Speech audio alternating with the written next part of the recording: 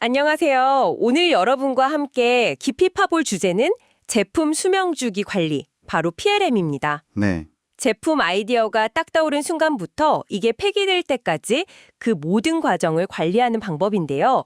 오늘은 조영식 전문가님 강연이랑 관련 자료들 보면서 PLM의 핵심을 좀 제대로 알아보겠습니다. 네, 반갑습니다. 이 복잡한 제품 개발의 세계에 그 한가운데 PLM이 있다는데 이게 대체 뭐고 왜 중요하고 또 어플은 어떻게 될지 한번 파헤쳐보죠. 네, 그 PLM이라는 게요, 그냥 어떤 특정 소프트웨어다, 뭐 이렇게 생각하기 쉬운데 사실 그 이상입니다. 아, 소프트웨어 이상이다. 그렇죠.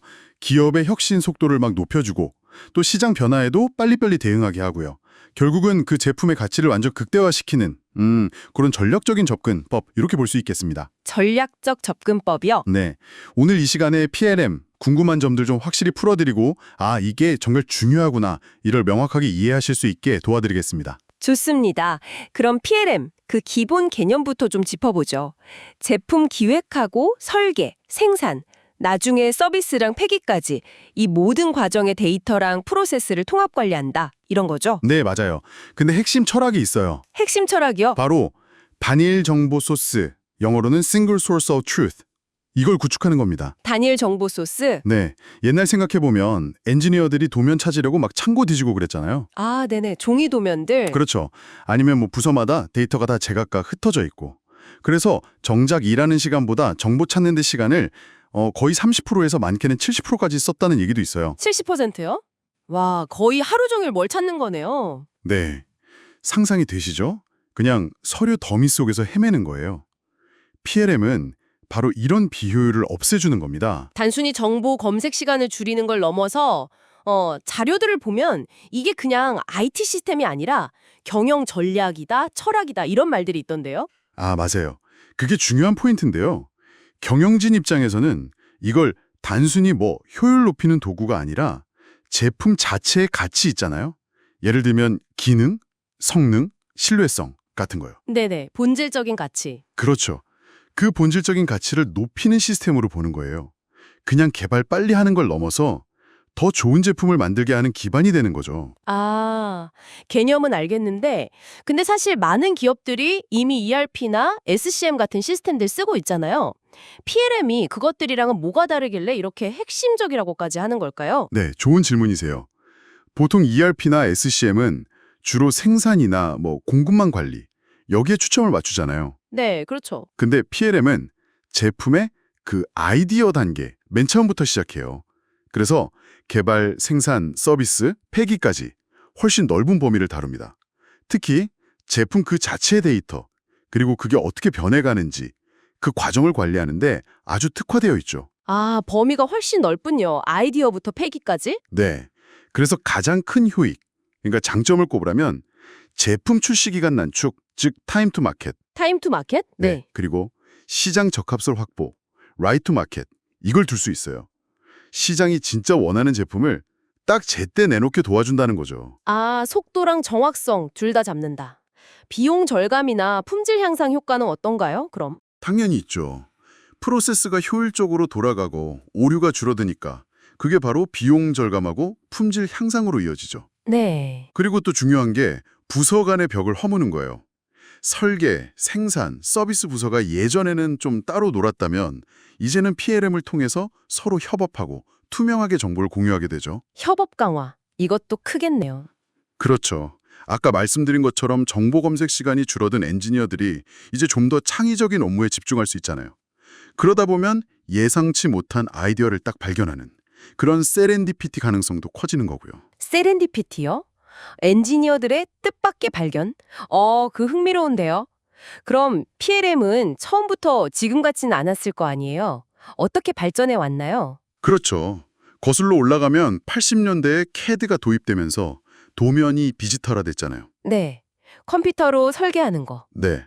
그 다음에는 그 CAD 데이터랑 또 중요한 게 부품 목록, BOM이라고 하죠. Bill of Materials. 아, BOM. 네. 네.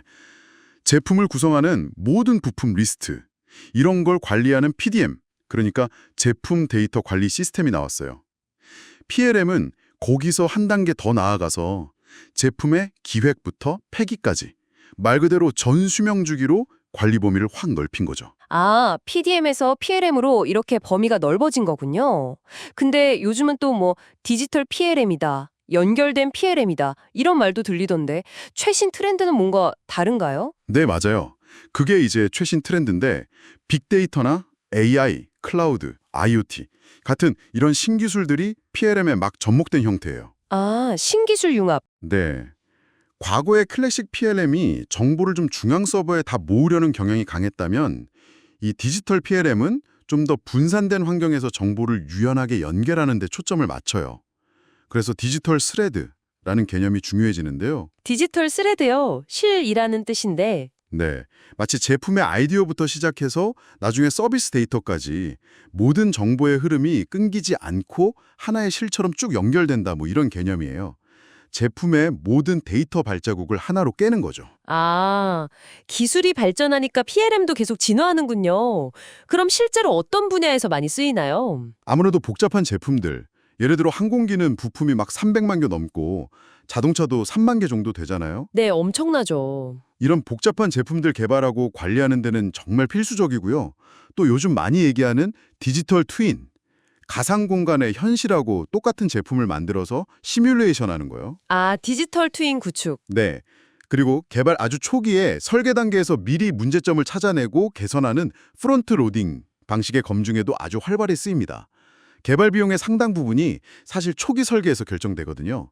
그래서 이 프론트 로딩이 중요해요. 들어보니까 이게 스마트 엔지니어링하고도 관련이 깊어 보이는데요. 아주 밀접하죠. 3D 데이터를 그냥 도면 대신 쓰는 게 아니라 이걸 활용해서 설계 지식을 자산으로 만들고 또 재사용하고 시스템 엔지니어링 원칙을 적용하는 이런 스마트 엔지니어링을 구현하는데 PLM이 핵심 기반이 됩니다. 과거의 지식을 재활용하는 게 중요하군요. 네.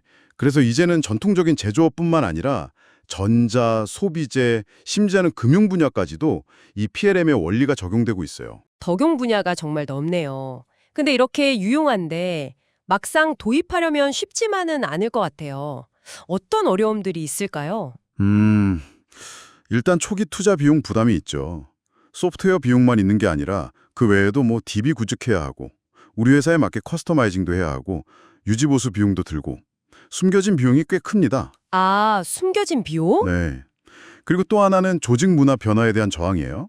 새로운 시스템을 도입하면 일하는 방식이 바뀌어야 하는데 거기에 대한 거부감이 있을 수 있고요. 또 실제 사용하는 현업 부서랑 충분히 소통하지 않고 추진하면 나중에 문제가 생길 수 있죠.